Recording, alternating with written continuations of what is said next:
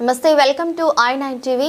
GHMC Shamshabad zone పరిధిలోని బడంగ్పేట్ సర్కిల్లో భారీ ఎత్తున నిధుల దుర్వినియోగం జరిగిందని, దీనిపై విజిలెన్స్ విచారణ జరిపించాలని కోరుతూ జి సాయి కిరణ్ అనే వ్యక్తి కోరారు. ఈ సందర్భంగా ఆయన విలేకరులతో మాట్లాడుతూ సంచలన ఆరోపణలు చేశారు. సర్కిల్లోని కొందరు అధికారులు బినామీ కాంట్రాక్టర్లతో చేతులు కలిపి శానిటేషన్ మరియు ఇతర విభాగాల్లో పొంతనలేని బిల్లులు సృష్టించారని ఆరోపించారు. టెండర్ల ప్రక్రియ లేకుండా ఉండేందుకు లక్షలోపు పనుల పేరుతో కోట్లాది రూపాయలు కొల్లగొట్టేందుకు ప్రణాళిక రచించారని పేర్కొన్నారు. చెట్లకు రంగులు, సున్నం వేయడానికే ఏకంగా 30 లక్షలు ఖర్చు చేసినట్లు బిల్లులు పెట్టారు. దినపత్రికల కొనుగోలు కోసమే 5 లక్షలు వెచ్చించినట్లు చూపటం విడ్డూరంగా ఉందని ఆయన మండిపడ్డారు.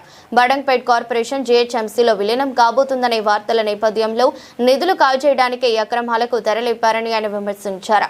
చెట్లకు రంగులు పూయడానికి 30 లక్షల, ఇది ప్రజాధనాన్ని పక్కదారి పట్టించడమే. ఇలాంటి లెక్కలేనని బోగస్ బిల్లుల వివరాలను ఫిర్యాదుకు జత చేశానని తెలిపిన సాయి కిరణ్ ఈ అక్రమాలపై సమగ్ర విచారణ జరిపించాలని కోరుతూ ఆయన ముఖ్యమంత్రి కార్యాలయం, సిఎస్ మున్సిపల్ శాఖ principal secretary, GHMC commissioner, collector, ACB మరియు రాష్ట్ర విజిలెన్స్ విభాగాలకు వేర్వేరుగా ఫిర్యాదులు అందజేశారు.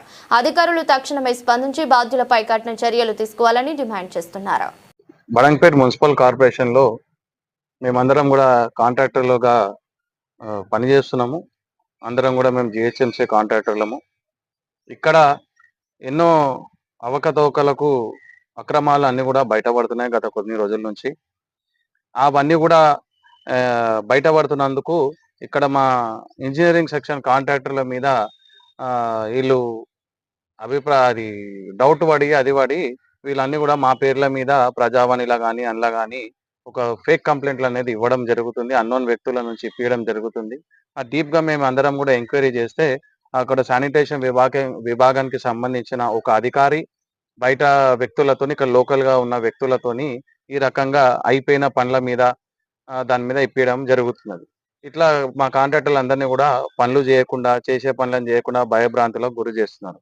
కాబట్టి ఇప్పుడు మేము తప్పు చేయనప్పుడు మేము ఎవరికి కూడా భయపడాల్సిన అవసరం లేదు. కాబట్టి మేము అక్కడ జరిగేదాన్ని మేము వేలెత్తి చూపిస్తున్నాము.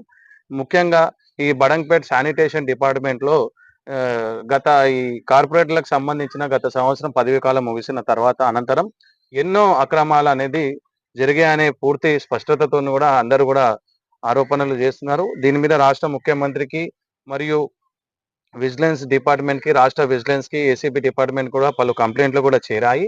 అయినా కానీ కూడా ఇప్పటి వరకు కూడా ఎటువంటి చర్య అనేది తీసుకోవడం లేదు. ముఖ్యంగా ఈ శానిటేషన్ విభాగంలో ఏవైతే విఐపీలు కావచ్చు, ఉన్నతాధికారులు కావచ్చు, పొలిటీషియన్స్ కావచ్చు, ఇక్కడ రివ్యూ మీటింగ్లు కానీ ఏదైనా మీటింగ్ లో జరిగినప్పుడు అప్పుడు తెప్పించిన ఈ dry fruits, tea biscuits, water bottles ఇలాంటి వాటిపైన మరియు బ్లీచింగ్ పౌడర్, చాలా మటుకు బ్లీచింగ్ పౌడర్ అనేది అత్యవసర సమయాలలో దానికి మాత్రమే వాడతారు, కానీ కొన్ని లక్షల రూపాయల బ్లీచింగ్ పౌడర్ అనేది స్ప్రెడ్ చేయడం జరిగింది. అంతేకాకుండా ఈ గల్ఫర్ మిషన్లు ఇవన్నిటికి కూడా సప్లై మళ్ళీ అవి వాటికి సంబంధించిన రిపేర్స్ దానికోసం కూడా లక్షల రూపాయలు పెట్టుకోవడం జరిగింది. ఇంకోటి కార్పొరేటర్లు అందరూ కూడా పదవీ కాలం ముగిసిన తర్వాత ఫేవరల్ పార్టీ అనేది చేయడం జరిగింది. దానిలో కూడా ఎన్నో ఫుడ్కు సంబంధించినవి కానీ, టెంట్లు వేయకుండా కానీ టెంట్లు వేసినట్టు, టేబుల్ వేసినట్టు వాటికి సంబంధించిన బిల్లులు ఇట్లా ఎన్నో కూడా పెట్టుకుంటారు. కానీ వీటి మీద ఇన్ని ఆరోపణలు చేస్తున్నా, ఇన్ని చేస్తున్నా కానీ కూడా ఈ యొక్క పై స్థాయి అధికారులు కానీ మళ్ళీ ఎందుకు చర్యలు తీసుకుంటలేరు అనేది కూడా మాకు కూడా ఇప్పటివరకు అర్థం కావడం లేదు. కాబట్టి మేమందరం కాంట్రాక్టర్లను కూడా జిహెచ్ఎంసీ కాంట్రాక్టర్లను నిర్ణయించుకున్నాం ఏంటంటే, మేము ఇది న్యాయస్థానానికి అప్రోచ్ అయ్యి కోట్ల వీటి మీద అసలు గత సంవత్సరం 2 సంవత్సరాల కాలాలలో ఎన్ని లక్ష రూపాయల లోపల ఫైళ్లు శాంక్షన్ ఇచ్చిరు, దేనికి ఇచ్చిరు, ఎందుకు ఇచ్చిరు, ఇవన్నిటి మీద కూడా న్యాయస్థానానికి అప్రోచ్ అయ్యి అక్కడ కోర్టులో కేసు ఫైల్ చేద్దామని చెప్పేసి మేము కోర్టు మెట్లు ఎక్కదలుచుకున్నాం అందరం కూడా.